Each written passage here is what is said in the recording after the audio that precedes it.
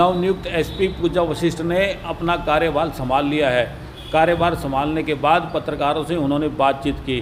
पत्रकारों से बातचीत करते हुए उन्होंने क्या कहा, सुनिए उनकी ही जुबानी। जैसे मैंने बताया कि हमारा एक तो जो मेन फंक्शन है maintenance of law and order, prevention of crime and detection of crime, सबसे पहले ये होगा।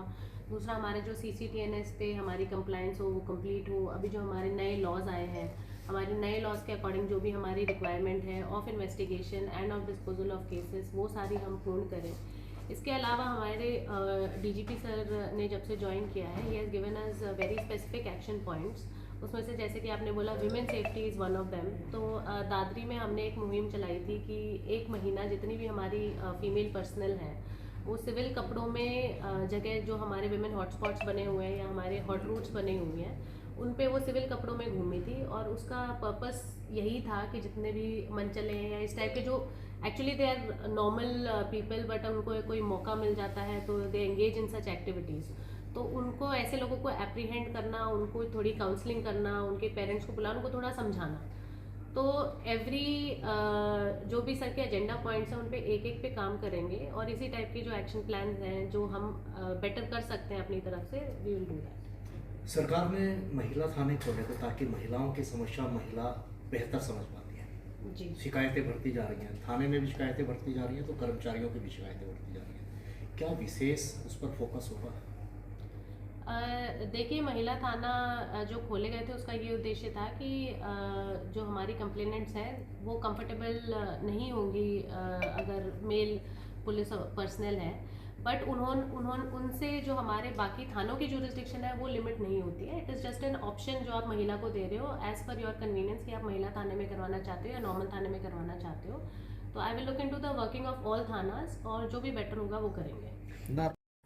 जैसे कि मैंने बताया, DG सर के 3 एजेंडा पॉइंट्स हैं मेनली। एक तो है कि हम जो ड्रग बेचने वाले हैं उन पे काम करें, वो प्योरली पुलिस का काम है।